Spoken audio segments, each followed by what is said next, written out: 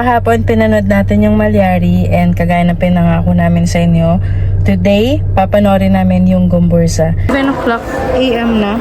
Kasya pa kami. Sakto pa.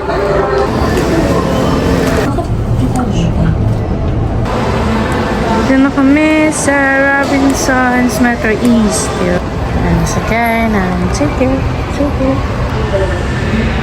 Popcorn. Hindi naman na kami ng Jollibee.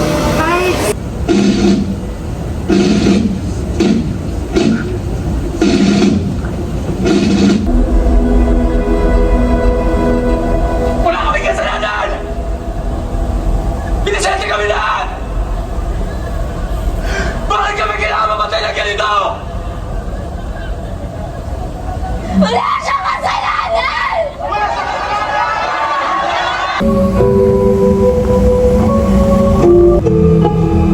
Sa pagdaan ng panahon,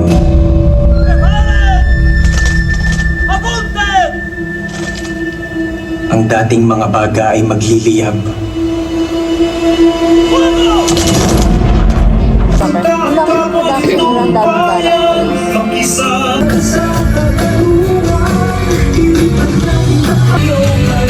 Gomburza.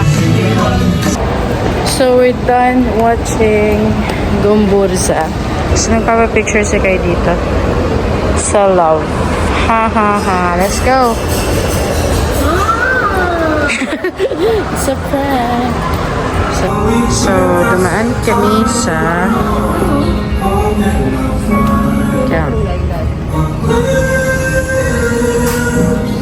Toby's. So gusto ni Kai kumain ng Shakey's. Kaso gusto ko Jollibee. Shakey's, here we go!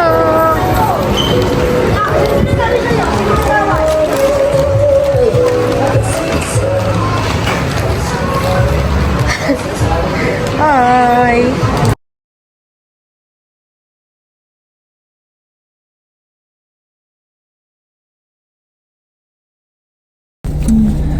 Okay, so guys, yeah, finally, nakalabas na kami ng mall, tapos na kaming bumili ng something, kumain, and hindi kami makapag-review sa Shakey's kasi may tugtog. So yan, Sky, tapos me, Sam. So basically, yung napanood natin kanina is yung Gomburza, no? Oh, for me, more on kung hindi ka fond of history, hindi ka interested, bobore ka. Kasi hindi may mga tao kasi na wala talagang hilig sa history. So yun na nga guys, no, about the Gomburza film. Sila yung tatlong paring martir na ginarote nung panahon ng mga Kastila. So basically this film, kung hindi ka historian, hindi ka mahilig sa history, wala kang pake sa history, or part ka ng Gen Z na hindi aware or hindi, yun nga, walang kamalayan o hindi interesado sa kasaysayan ng Pilipinas, this is something new for you. Kasi mahirap manood ng isang pelikula na parang siya para siyang mga akda ni Rizal, like yung mga Ibong Adarna, yung mga Noli Me Tangere. May mga karakter na magkakarugtong, magkakakonekta. So kagaya dito sa movie na to, si Pasiano, yung kuya ni Rizal, yung nanay niya is pinakita. So sila tag dito, yung estudyante ni Burgos, yun, basta those characters related siya sa isa't isa, may connection siya sa isa't isa. So history wise,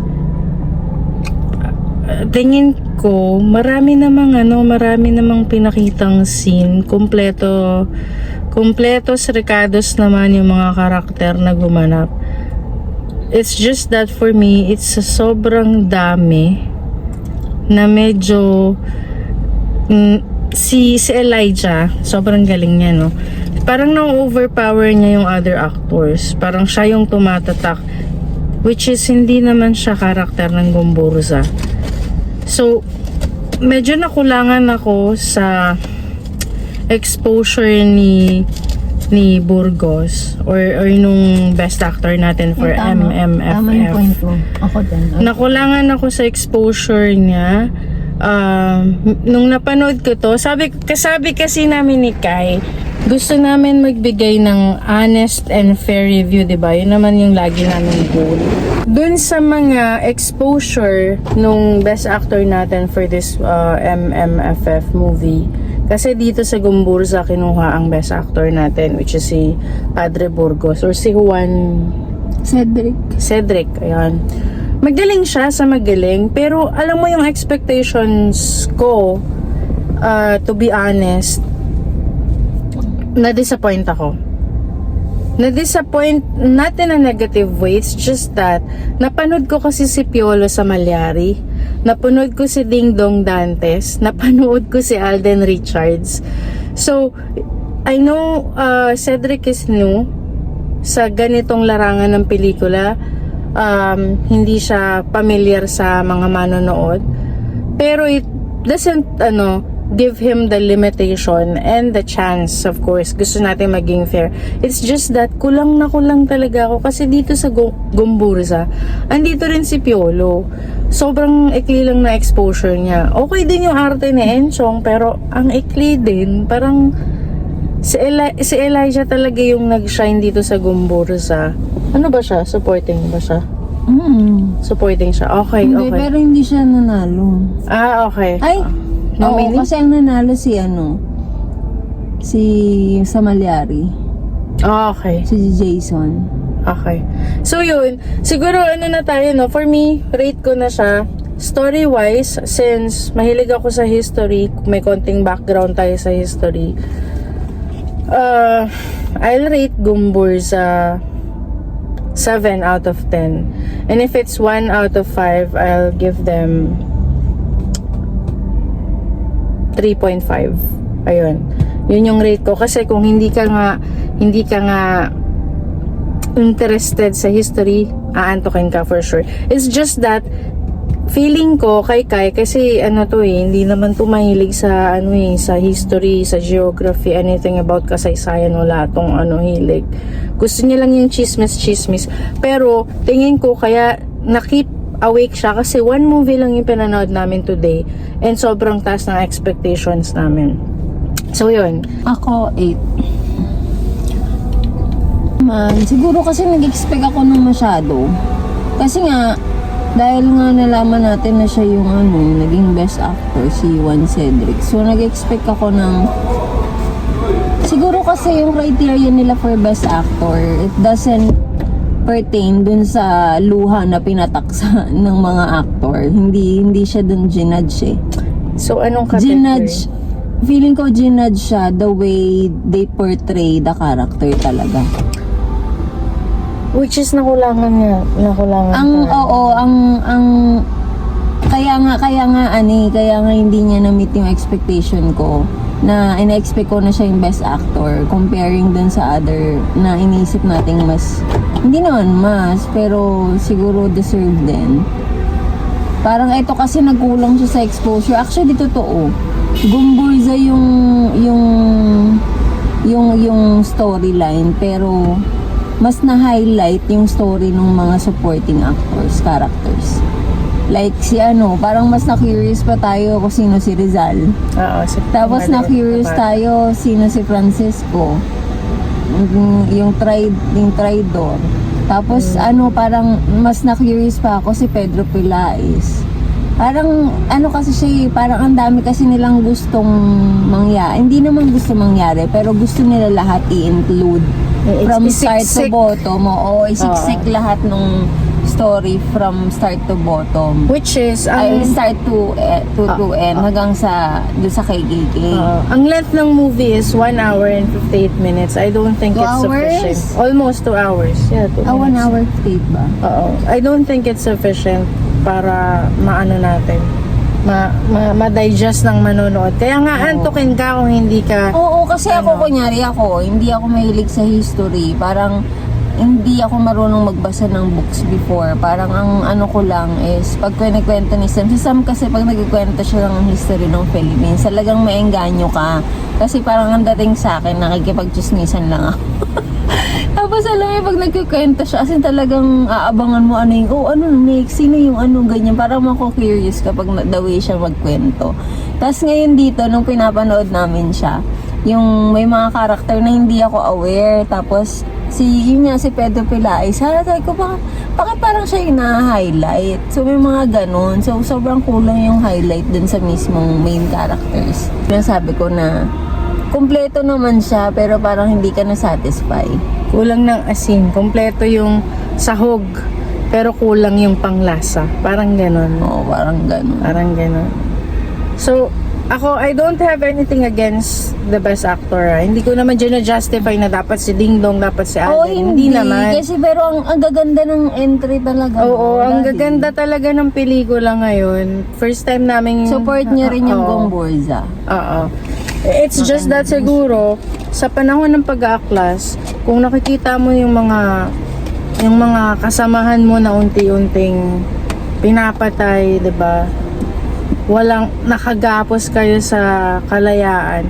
Parang nakulangan ako sa emosyon. Yung Nakulangan may ako. rebultong nakaganon, kaya pala may ganon. Nakulangan lang ako sa emosyon. Parang hindi ko siya masyado nakitang umiyak Maghihimagsik. eh. Tsaka yung galit, hindi ko naramdaman. Wala. Oo, inaabangan namin yung like, yung iiyak ba kami? Oo, na-touch kami. Mayroon akong na-touch na part. Yung yung nagsalita na sa Elijah na guru ko. Ano yan? Ito yung pagkakaiba. Ni Burgos at saka ni Mariano. Gomez. Okay. Ito yung pagkakaiba, guys. Honest reviews. Itong ginagawa namin.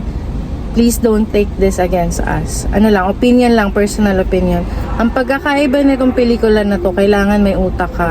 Kailangan gamitan mo ng background mo, ng stock knowledge mo para makakonect ka. Kumpara mo dun sa ibang pelikula, like yung Family of Two, yung Rewind, yung Malyari, tutululuha mo. Tutulo yung luha mo na, alam mo yun, lalo na sa Family of Two, tsaka sa Rewind, hindi mo kailangan ng hindi mo mapipigilan yung luha mo. Kahit anong gawin mo, kahit magtapang-tapangan ka, papatak at papatak, may papatak na luha sa mata mo.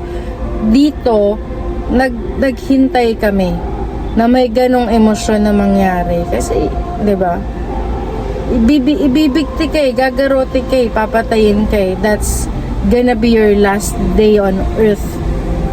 Paano mo kukumbinsihin yung mga Indio, yung mga Pilipino na sasaksi sa pagkamatay Hindi mo? talaga For me, na-highlights. ganun talaga. Hindi na highlights yung Hindi niya nakumbinse. yung sakripisyo Kulang. ng Gomborza. Yung story talaga ng Gomborza. Hindi niya Hindi yung emphasize. story. Hindi Yung mismong movie. Yung meaning. Yung movie hindi mismo. yung mismong meaning ng character. Kaya nga, based Hindi on the movie. kumbaga hindi siya na-highlight talaga. Based on their, Parang, di ba during na nakakulong sila, ina-highlight na si I think ang gusto sabihin ni Kai, yun yung thoughts, pero hindi naramdaman ng viewer na yun yung gustong ipahiwati. Hindi yun. Kasi yung Gomborza is napakalaking kamalayan pagmumulat ng mata sa mga Pilipino noon. Kaya nga sila nag-start maghimagsik. Sila yung naging inspirasyon. Big part of our Philippine history. Yun yung hindi ko maramdaman sa sinehan na pinanood ko kanina. Hindi ko maramdaman yung puso, yung galit na gusto na nating lumaya. Panahon na yun. Yun yung hindi namin nakuha. So, ayun lang guys. Again, thank you so much for Tama yung watching. sinabi mo. Actually, tama yung sinabi mo, Daddy. Saktong-sakto yung sinabi mo.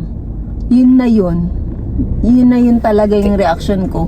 Na parang ano nga yung ulitin mo yung sinabi mo? Hindi kasi, Let's watch this. kasi promise, nag-expect talaga ako. Tama yung sinabi mo na parang hindi mo naramdaman yung ikaw as Filipino na nagalit ka.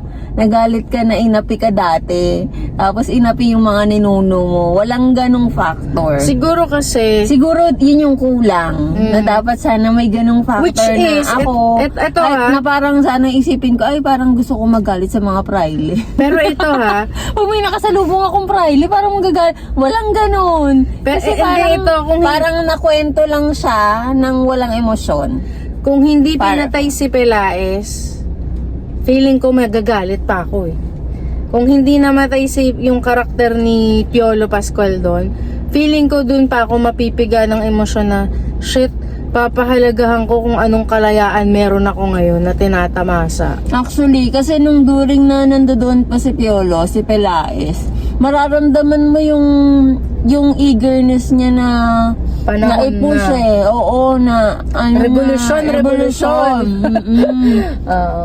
Yung mga kataga niya doon, parang doon mo masasabi na ano, gabi aping-api yung mga Pilipino. Parang wala silang say sa ano. Tsaka ito ha, di sila patas. Kasi sila Burgos, ano sila, Espanyol din sila, pero pinanganak sila sa Pilipinas. Way back kasi, ang kinikilala lang ng mga Praile at mga Spaniards is yung mga Kastila na pinanganak sa Espanya. Pero pag dito sa Pilipinas, ang tingin nila sa'yo eh para ka ring ordinaryong Pilipino or even Indio. So, ganun yung level nila sa'yo. Parable siya sa pelikula ni Jose Rizal. Like, ginamit yung talino versus pag-aaklas. Pero, alalahanin nyo guys ha, kay Jose Rizal gumanap si Cesar Montano. Naramdaman nyo yung galit, naramdaman nyo yung puso, naramdaman nyo yung pag-aaklas. Pero ito, nakulangan talaga. Wala, kulang talaga. Ano lang, ako may very very few stock knowledge lang ako. Si Kai hindi siya mahilig sa history. So again, don't quote us on this. Ano ba ginawa ng gumbursa? Para kasi Kasi nga, nung pagaling namin doon, parang puro Spanish kasi yung usapan nila. So, hindi ako makarelate. So, binabasa ko lang yung pinag-uusapan. Pero hindi ko alam kung ano yung pinaglalaban nila. Tanong pa ako ng tanong dito. Ano ang pinaglalaban ng gumbursa? Ano bang nagawa nila? Alam mo, nag-google pa ako sa niyan. Nag-google pa ako doon. Para Tapos kasi- ginugol ko ba, sino si Don Pedro? Si Piolo? Yung pala si Pelaez pala siya. But guys, thank you so much for watching this video. We appreciate you all and hopefully mapanood pa namin yung When I Met You in Tokyo. Satisfied na kami. Syempre Vilma Santos naman yun. Hindi na namin kailangan questionin. Baka abangan na lang namin sa Netflix. Okay na kami sa Gomburza. Ayun lang. Maraming deserving, pero let's respect the decision of the juries, charot, the judge of the MMFF. So again, thank you guys. Actually, may napanood Ay! ako. Ay! Uwi na tayo. Kay Natok na tayo. OG